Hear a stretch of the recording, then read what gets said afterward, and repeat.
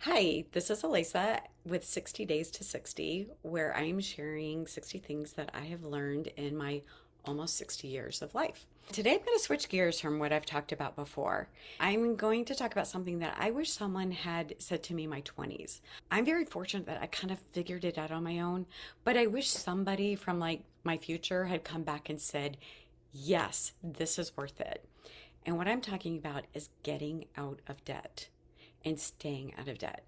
We live in a world where people kind of see debt as like, yeah, it's okay.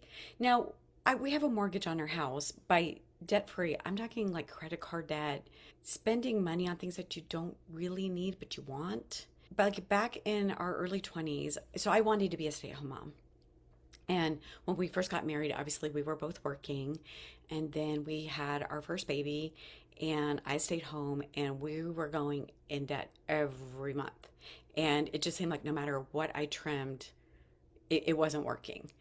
So we had like this really tight budget. And I mean, like, I would write down everything I was going to get at the grocery store. And next to it, I would write how much it costs. A dozen eggs cost around $2. There would be a two. And I would add up a bag of rice, a bag of pasta, tomato sauce. We ate a lot of those things because they were not expensive.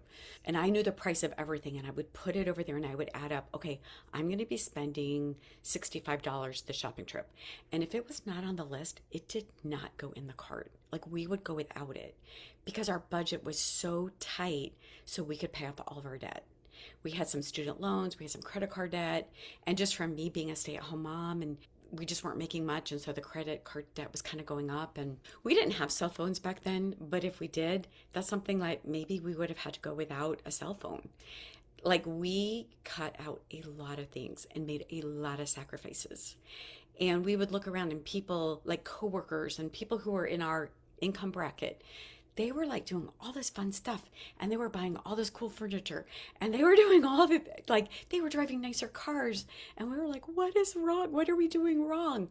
And what I didn't realize until later is they were going into debt while we were paying off our debt. You know, you fast forward, like, now we're what, 4 years away from retiring for my husband, and we're in a good spot.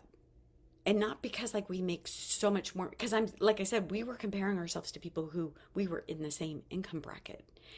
And because we were making all the sacrifices to pay off our debts early, like, do it young, like, do it as young as you can, because money has a way. And I'm not the best person for explaining all this. I can kind of do it more. I can teach about finances more from a practical point of view, like how I did it, how it has blessed our lives. But all the like compound interest and all that, go talk to my husband who's an accountant. Don't talk to me about that. But the younger you are, when you pay off those debts and start putting money in the bank, the better off you are for the rest of your life. So if you're in your 20s, I'm talking to you right now, it's okay that no one else in your friend group is doing it. It's okay. Do it anyway. Make the sacrifices because it will pay off over and over and over again. And it will bring you so much freedom. And now, if I want a certain piece of furniture, I can totally afford it. It also, I think, helps you get priorities in order, like things like groceries and electricity. Those were really important, and a car to get around. And there for a while, we only had one car. And so, as a stay at home mom, I could only go grocery shopping like at night when my husband was home to watch the kids, because at home, I during the day I was home with the kids, and so there were places we could walk to. But for the most part, there, I probably for about a year, we were just living on one car because that saved on insurance. It took away a car payment. It saved on gas. It saved on all kinds of things.